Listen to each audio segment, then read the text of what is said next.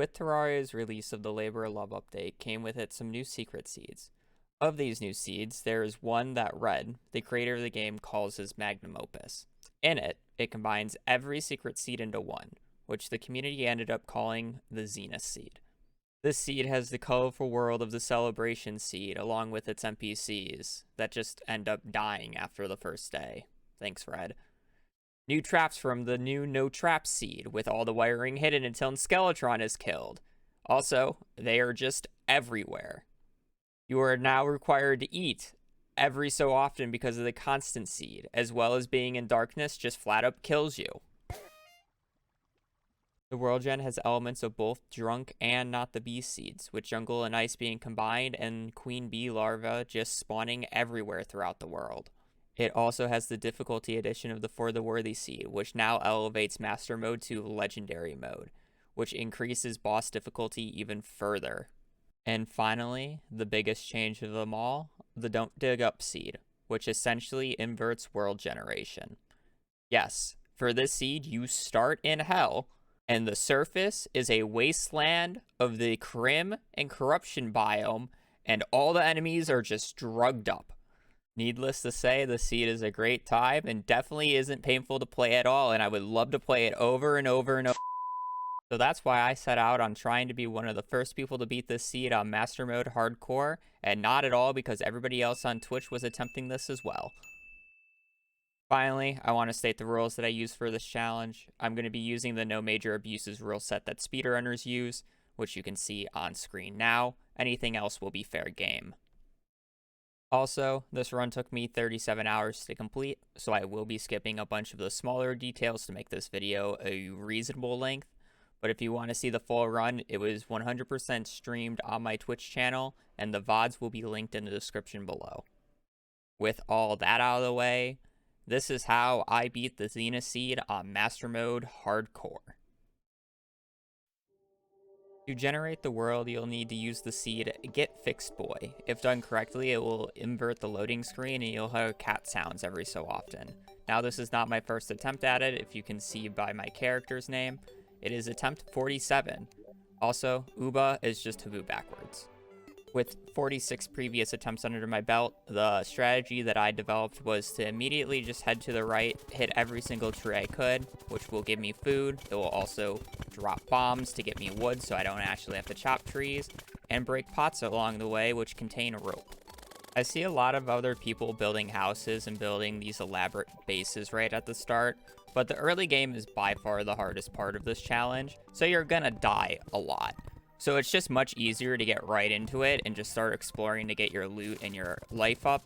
So if you do die, you don't waste 30 minutes building this elaborate safety spawn house. That said, after I circle back and collect all the wood and ash blocks that the bombs blew up for me, I start pillowing up and trying to find a cave to get loot from. If you're having trouble with enemies early on, just get used to blocking them off, or blocking yourself in, and just tunneling around them.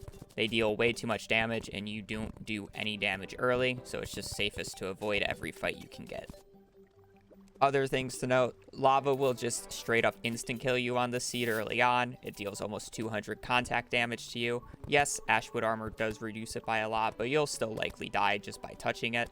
It only gives 3 defense points, and when enemies are doing 60 to 120 damage on the seed, an extra 3 defense isn't going to make the difference between being 1-2 shot to being 3-4 shot.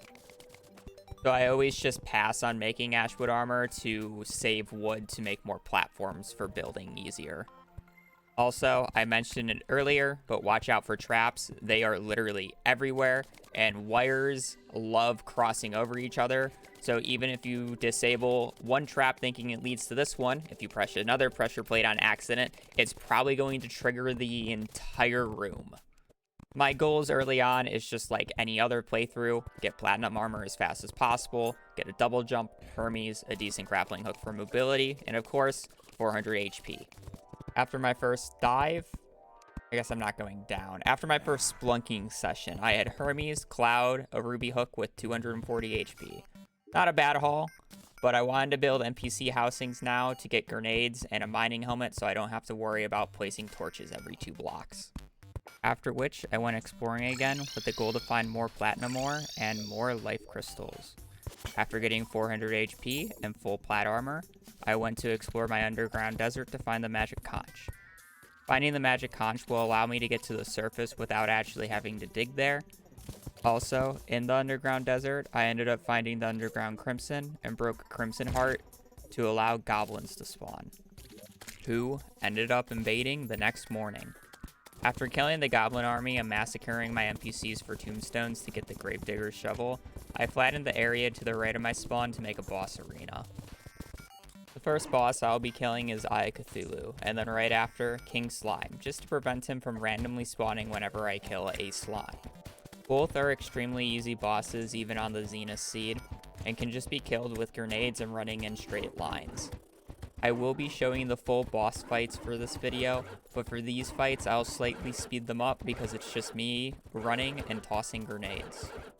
For legendary mode, I couldn't really tell what else King Slime did extra, but Eye of Cthulhu would spin and spawn extra eyes every few dashes even after transforming.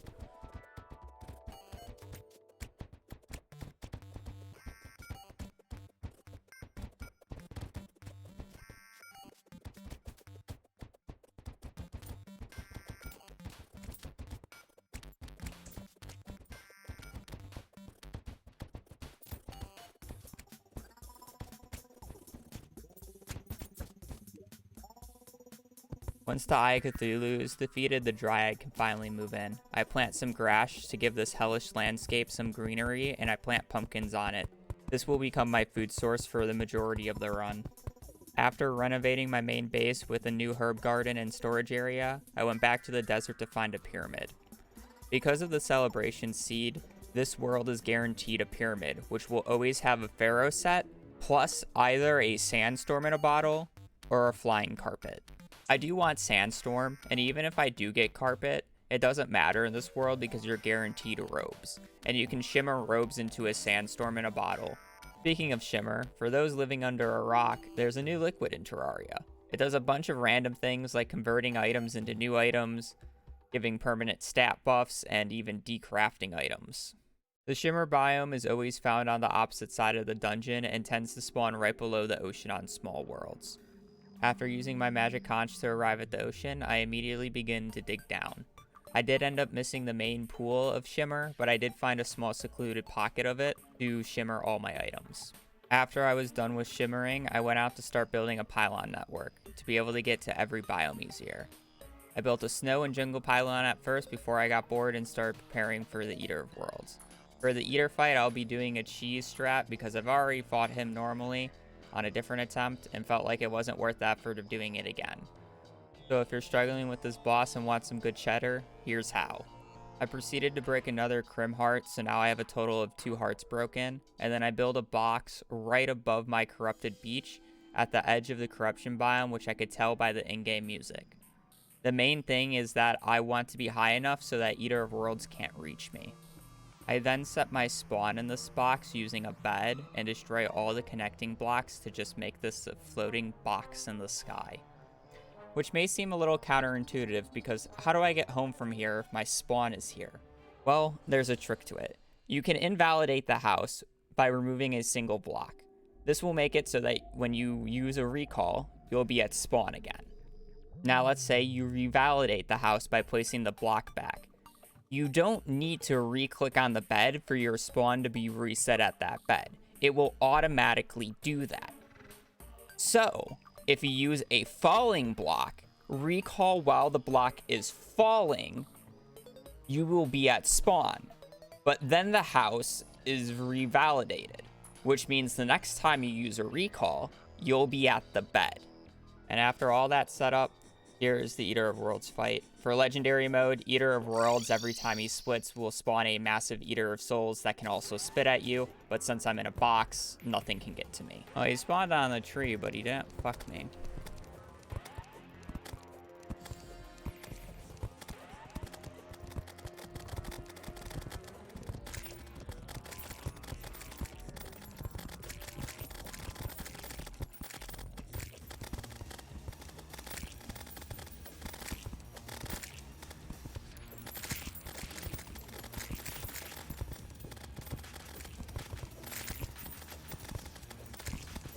get close.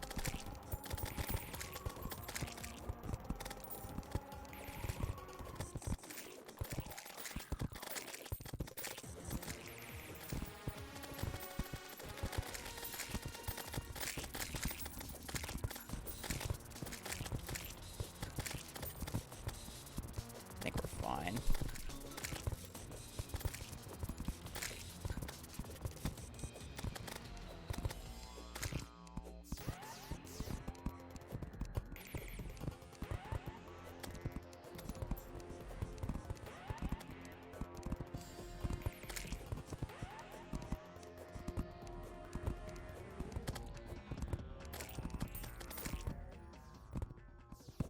After bouldering Eater of Worlds to death, I went to go get Hellstone gear to take on Skeletron. Due to the Drunk Seed, the dungeon is underground under a wooden tree, so I started hollowing out the area above the dungeon to make it into my Skeletron arena. The arena is pretty standard, but the only difference is I have lava at the bottom to prevent monsters from spawning, as well as I use rails for hooking platforms to also prevent monsters from spawning mid-fight. For legendary mode, Skeletron will now reflect projectiles when he spins his head if his hands are alive, as well as once you destroy a single hand, dark casters will start to spawn and shoot projectiles at you.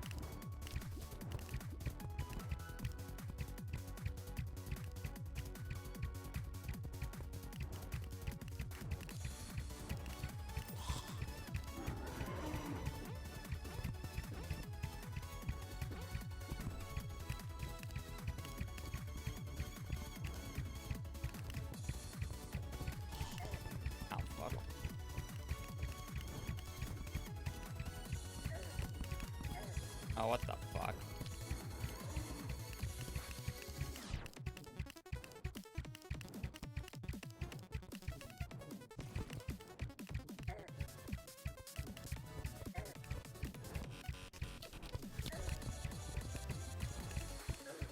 Ah.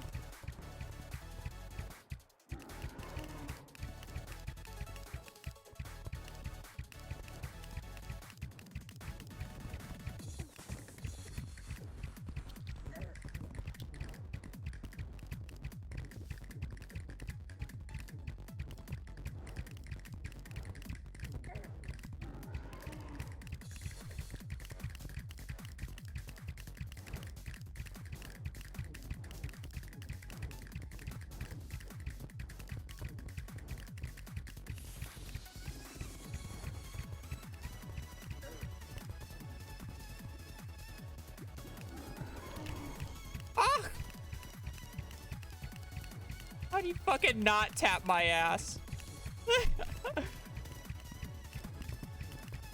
Why is there a Chimera in here?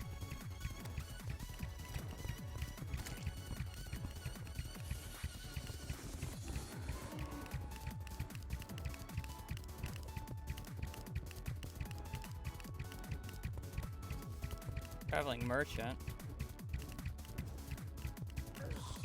Easy.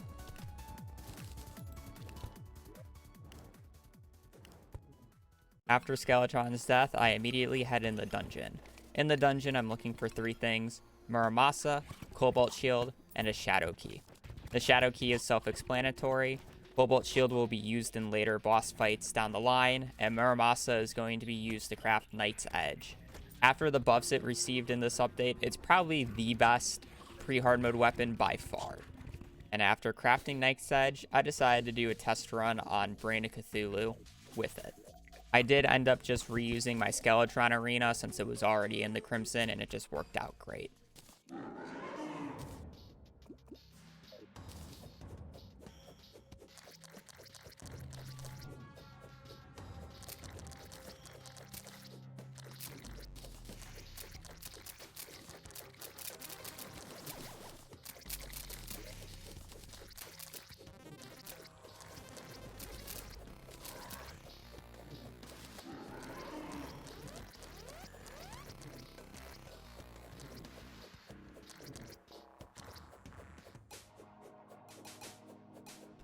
Oh no.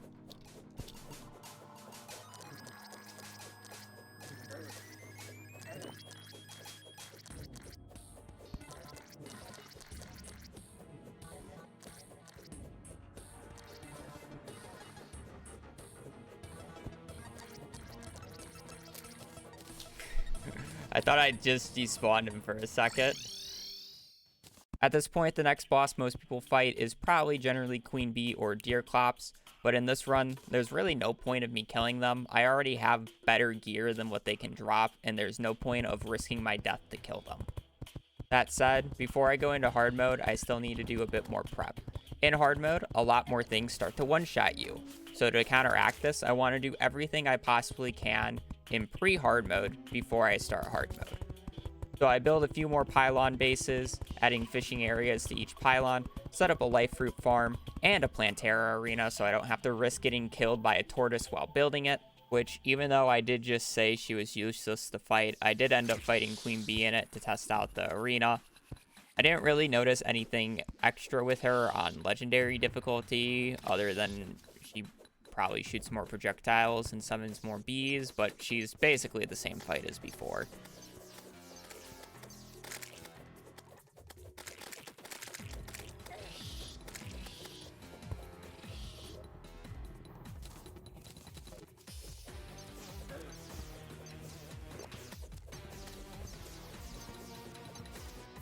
My bow, man.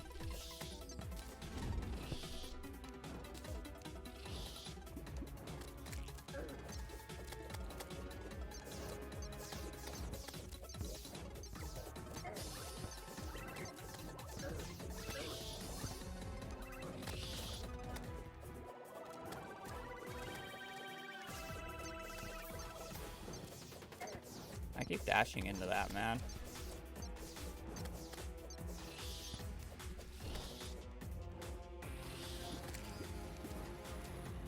You do the other attack, man? Oh, the one where you summon bees. A lot easier to hit you with Knight's Edge.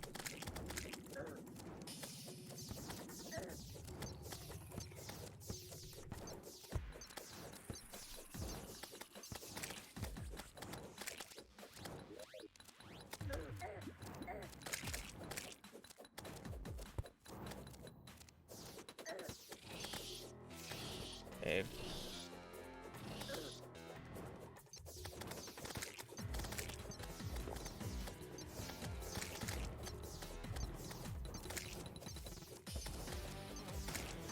I wish I had my bow. I don't know where it is.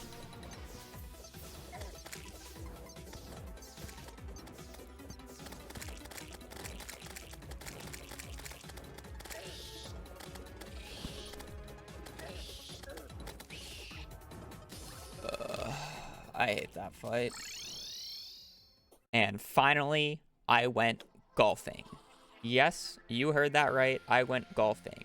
The reason for this is because I wanted to increase my golf score to buy the golf cart keys from the golfer. If you have never seen this mount before, I don't blame you. But if you're asking me, why am I using this mount? Well, the stats on it are pretty insane. Not only does it have the second highest land top speed of any pre-hard mode mount at 41 miles per hour, which is even faster than Terror Spark boots and Magoluminescence, which is only 39 miles per hour. It also increases your base jump height by 22 blocks, which is more than Sandstorm in a bottle. Having this mount active is basically the equivalent of having 3 accessories combined, which frees up a lot of extra accessory slots for DPS and or defensive accessories for the Wall of Flesh fight. With that ran out of the way, the only thing left I had to do before entering hard mode was create the Wall of Flesh arena and kill Wall of Flesh.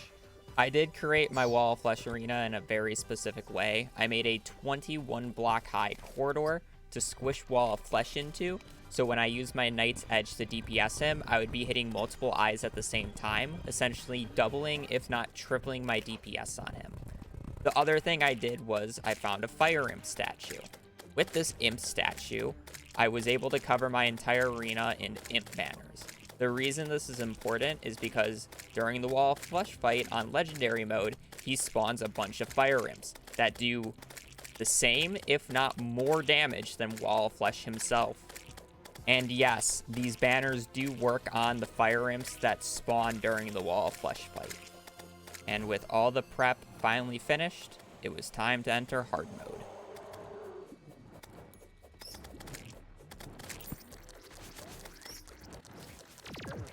Squeeze, bitch. Squeeze, bitch.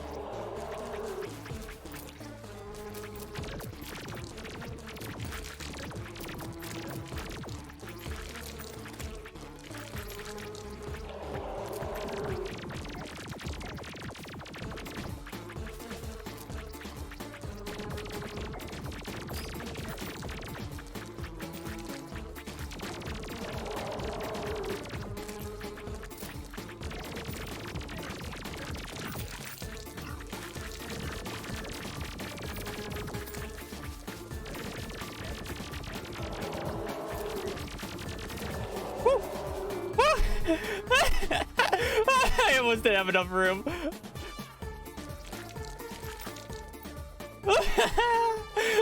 Oh, it's so scary.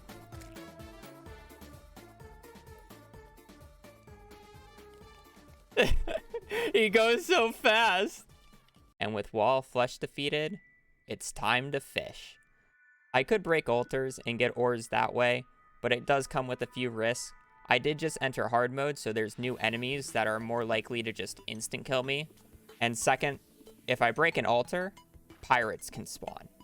So if I never break an altar, I never get pirates to spawn, which means there's one less random event that could end up killing me. Once I got all the ore I needed, I started farming frozen cores from ice golems for frost armor. I decided to go with frost armor because it has a very good mix of DPS and defensive stats. Even after repeatless nerfs to Daedalus Stormbow and Holy Arrows, I still think it's one of the best weapons you can get prior to fighting the mechs. After farming for everything to summon Mechdusa and fight it, it was time to build an arena to end all arenas.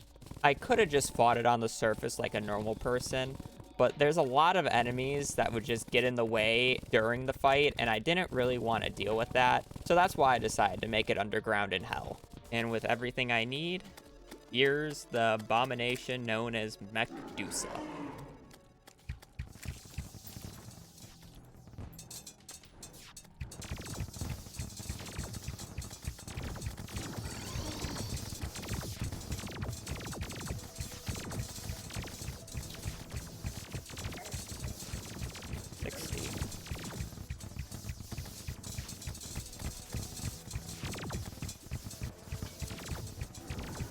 On this top platform. That's close. Oh, I forgot to put on Cobalt Shield.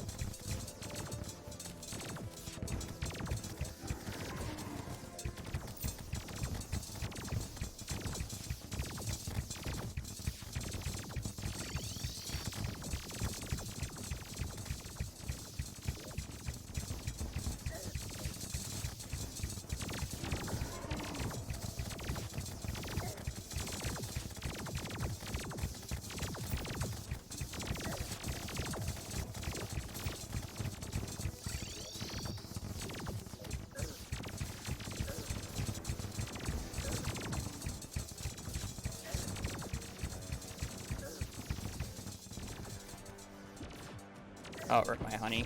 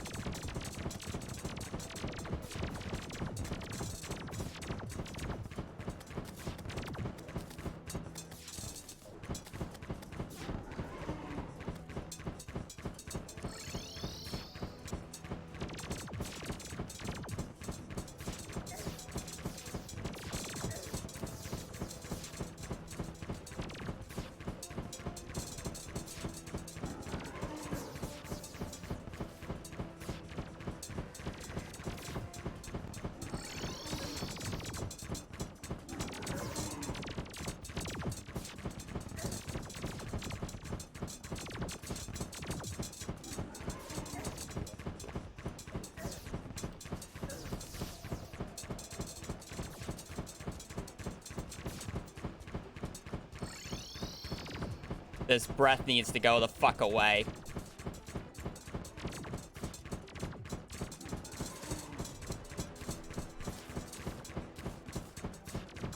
It's so scary when I'm going...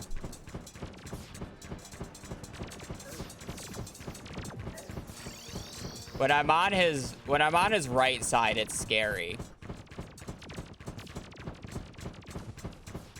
2,000. Okay, this should be free.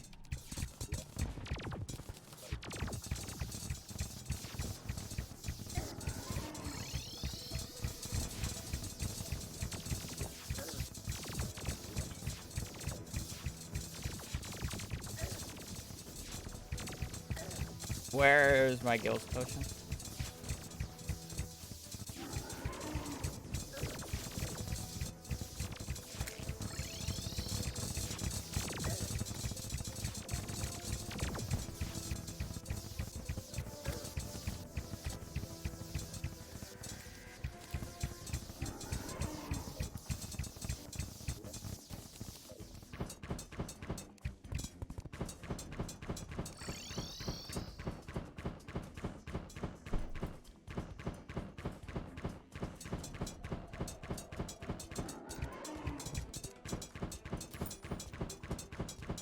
This spin is so awkward.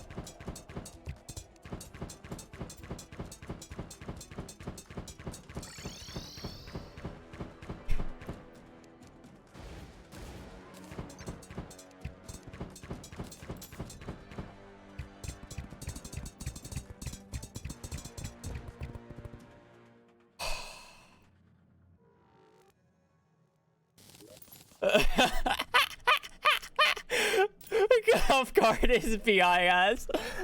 Oh, where's the destroyer one? And with that abomination taken care of, it was time to farm some life fruits to get 500 HP, which ended up just being the process of looking at my farm on the minimap, seeing if a life fruit spawned. If it didn't, continue sleeping. If it did, go harvest it, and then go sleep again. At this point, the game kind of just becomes a boss rush. I don't plan on fighting any of the optional bosses due to the risk of death. I don't know what they do on legendary mode, so I don't really want to risk fighting them. So next up was Plantera, and I already had an arena for her.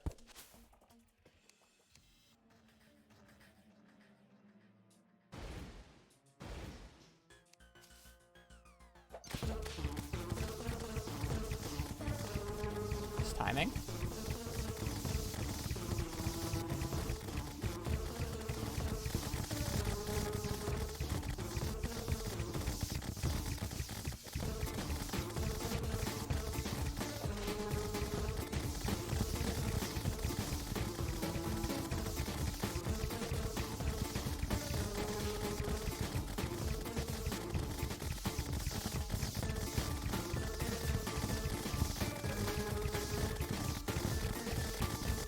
Slow down.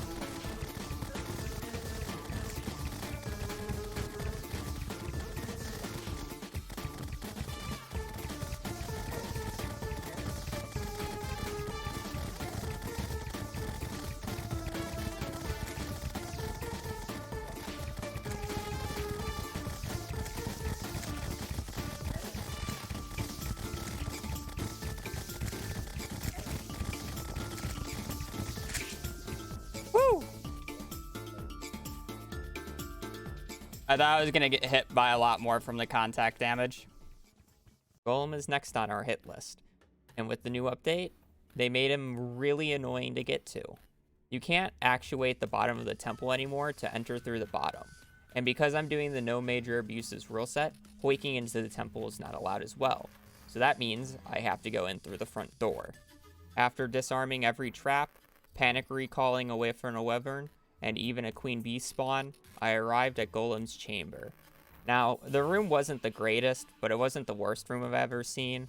So there's a few ways that I could fight Golem. I could fight him in his room, or I can just teleport out and fight him right under his room in like a bigger room that I build.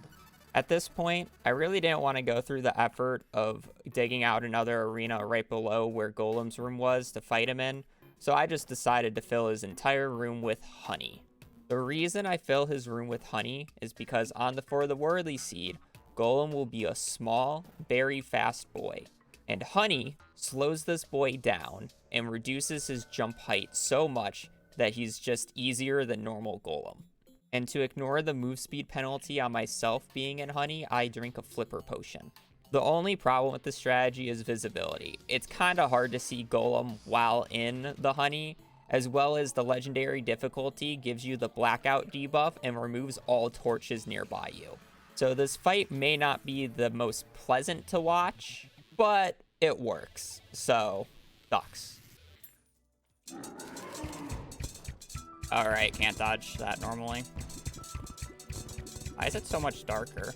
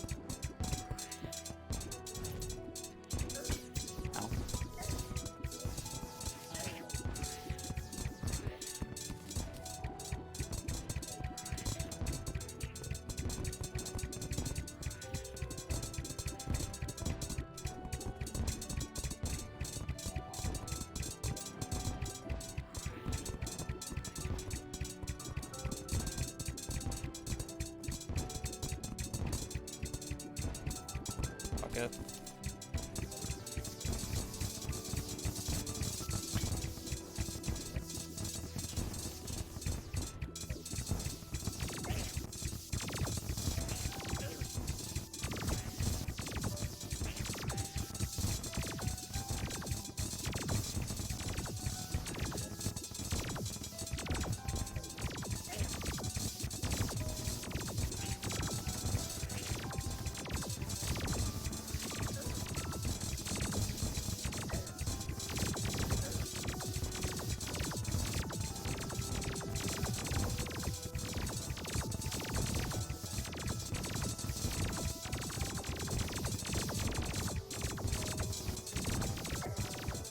Yo, bro, this fucking fireballs hurt, man.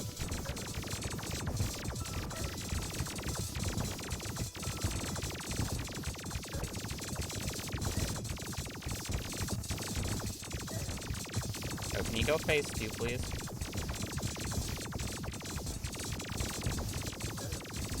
Keep getting hit by the fucking fireball, man.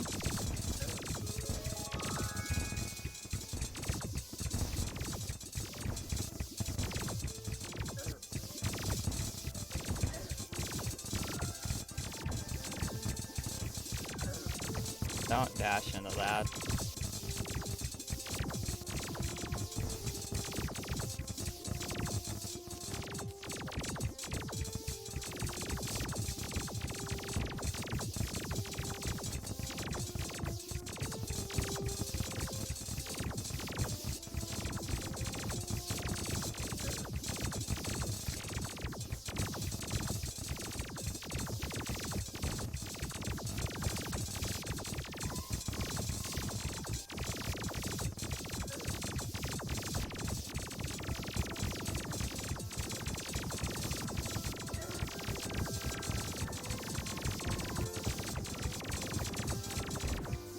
Holy shit.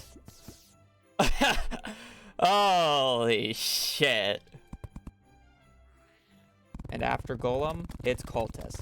I did have to make some changes to my arena on the surface to fight him, mainly due to the fact that I fought him before and had wyverns attack me, so I had to add a huge background wall so I never got a wyvern spawn during the fight. This fight ended up going a lot longer than I would like, but that's probably because I was still using a chlorophyte shotbow at this given time. The only thing that was changed on Legendary mode for the Lunatic Cultist is that his Ancient Light projectiles now have much more HP.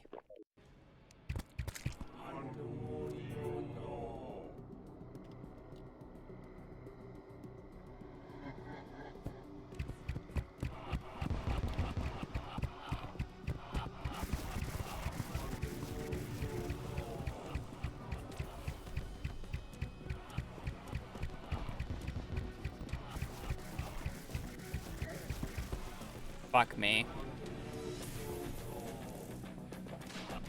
Oh, that was the right one. I thought it was the top one. I have Hunter on. I literally used it last. On purpose. Ow. How blind am I, dude?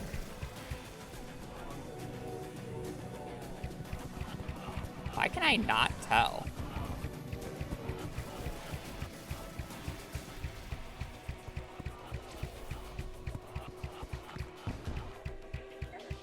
Ow.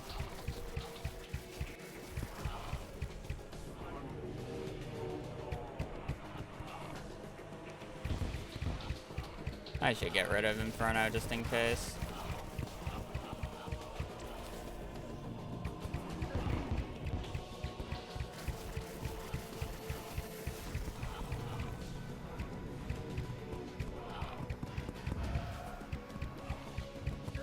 I keep doing that.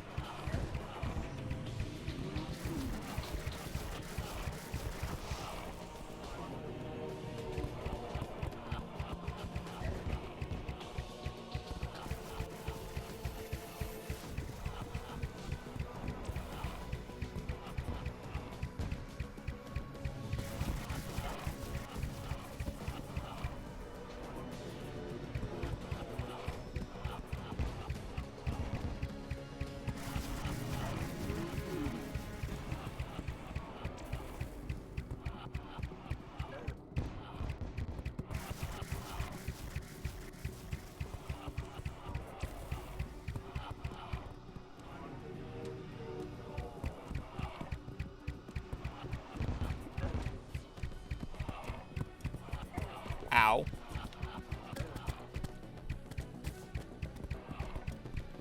Ow.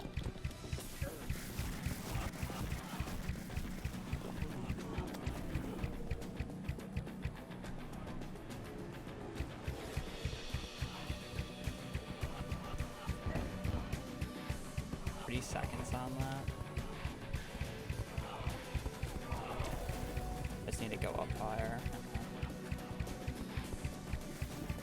Okay. Use the entire area.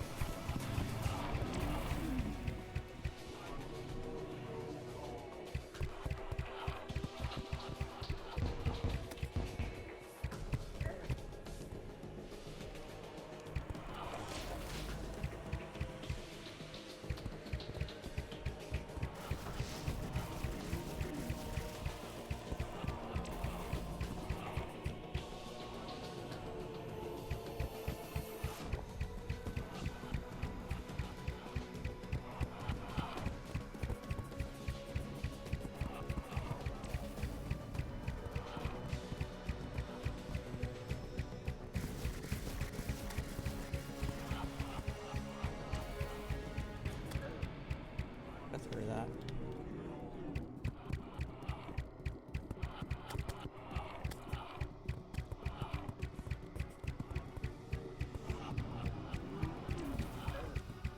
No contact damage.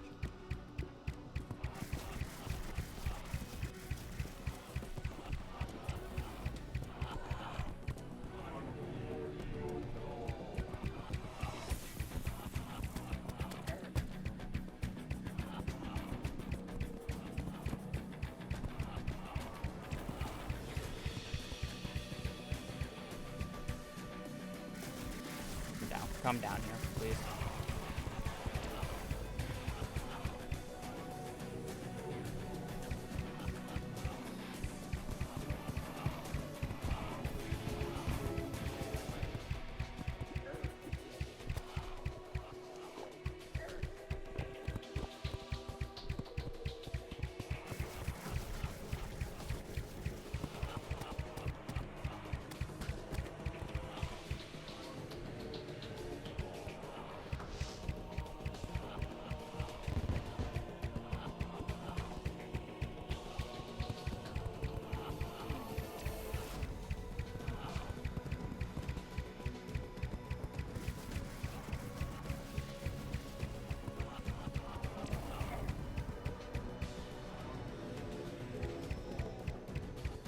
Oh, I thought I aimed too low there. Holy shit, I was about to lose it.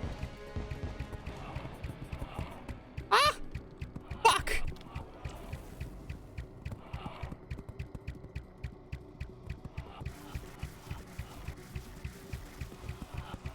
I'm so bad at this fight, man. It's taking way too long.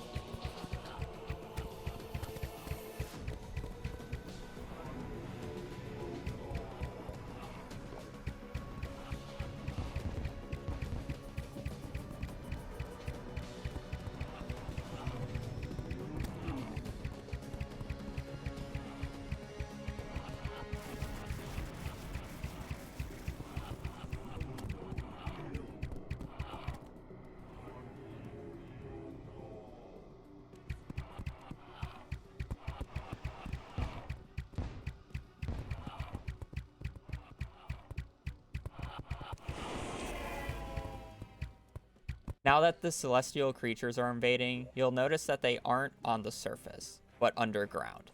This is a blessing and a curse. This makes it so I can't do a lot of the standard speedrunning cheese that we use for pillars, but the upside is the fact that most of the celestial creatures don't go through walls. The big pain isn't actually killing the enemies, but getting to the pillar itself. Because of its location, I decided to do the Stardust Pillar first. Stardust Pillar was as easy as always. I just go into range, take a single star cell out of its range, and then just farm it. And after breaking the shield, I ended up cheesing the pillar by placing my Nimbus Clouds over the pillar and recalling. The Nimbus Clouds don't actually despawn, so I can just sit in my safety shack while those Nimbus Clouds slowly killed the pillar. After crafting the Stardust Dragon, I went to take on the Vortex Pillar, which spawned in a very favorable spot because it was in my Plantera arena, and I was still even able to do the normal hull cheese.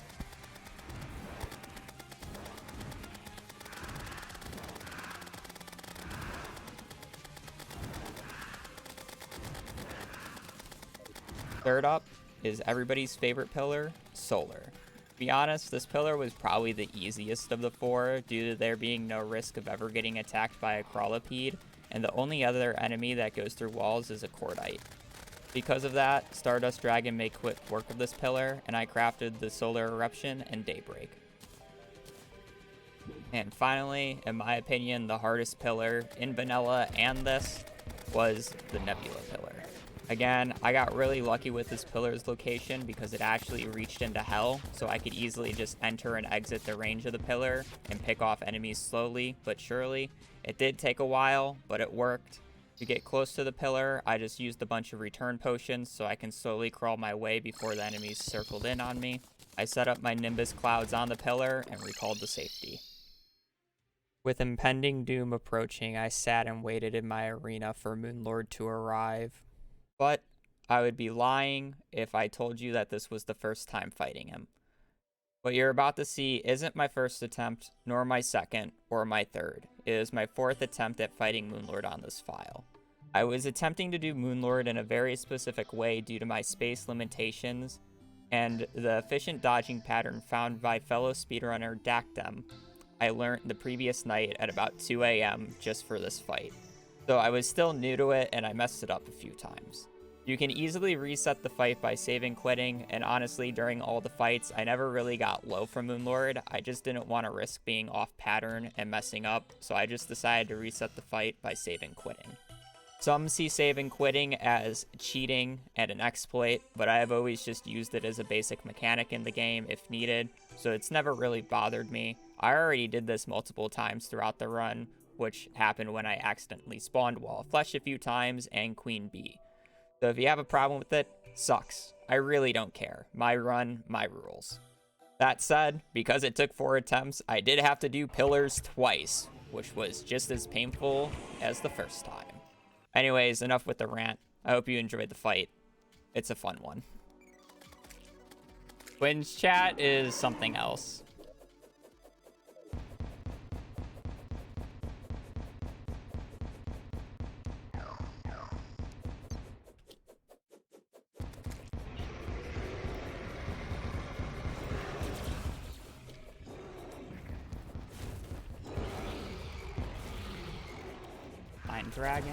Dragon's in.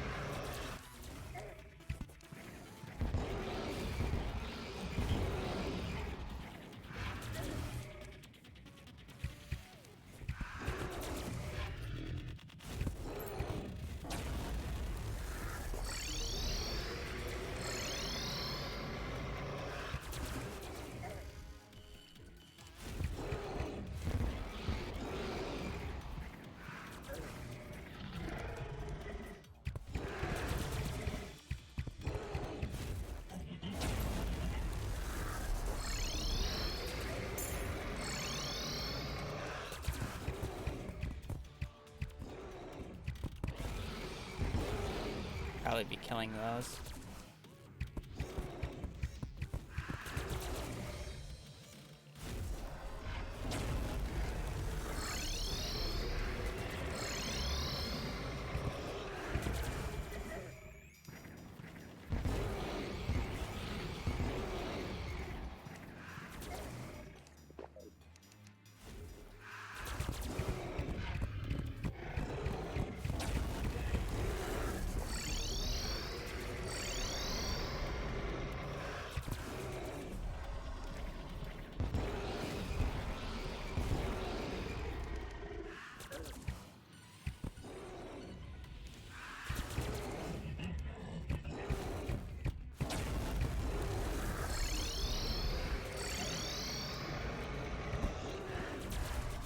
Oh, boulders. Fun.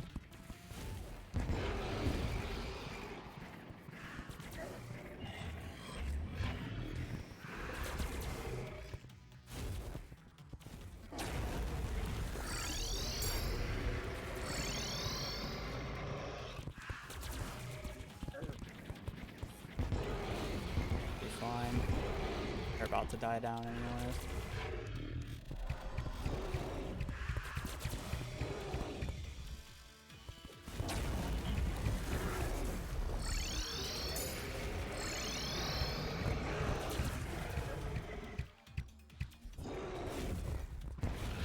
Stop letting him fucking heal Habu.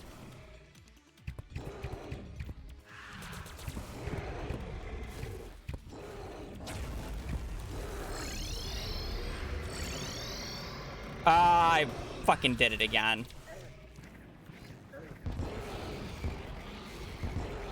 It's fine. It's fine.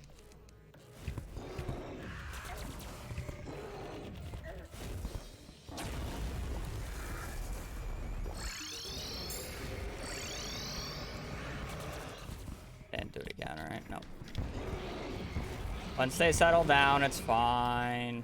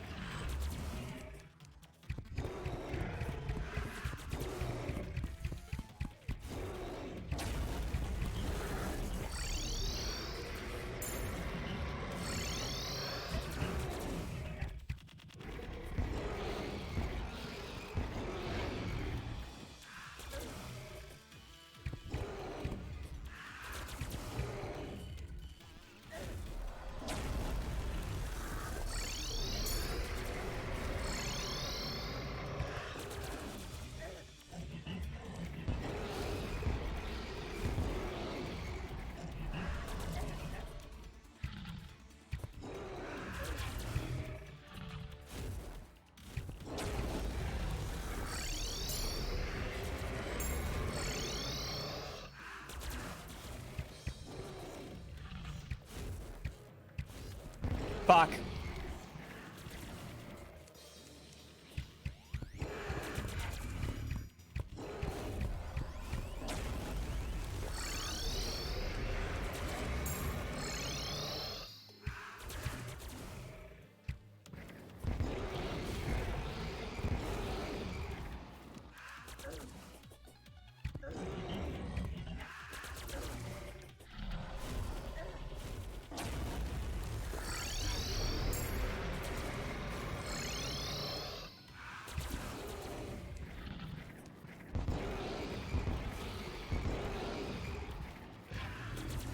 Fuck this up, Habu.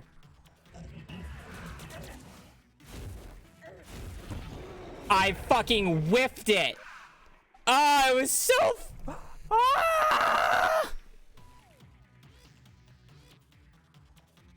Fuck! I might be able to sink it. I'll fucking call it if I can't.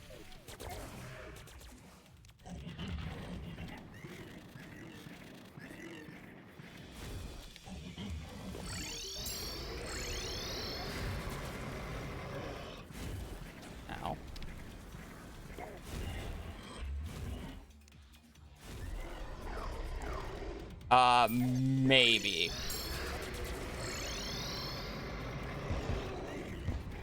They're slightly off, but it might be fine.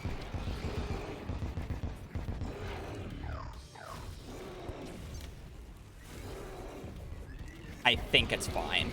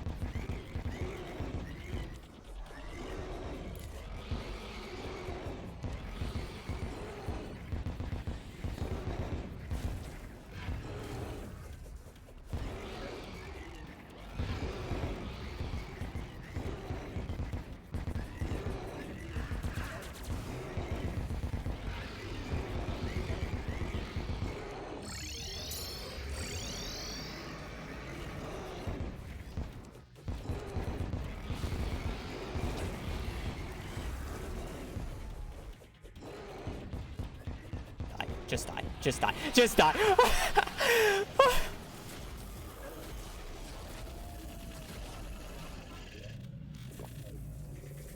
Oh my God. I appreciate anybody who's made it this far in the video. I don't think I'll be doing this challenge again, but I had a fun time streaming it. I hope this helped anybody who is struggling with this challenge, or at least was entertaining in some way.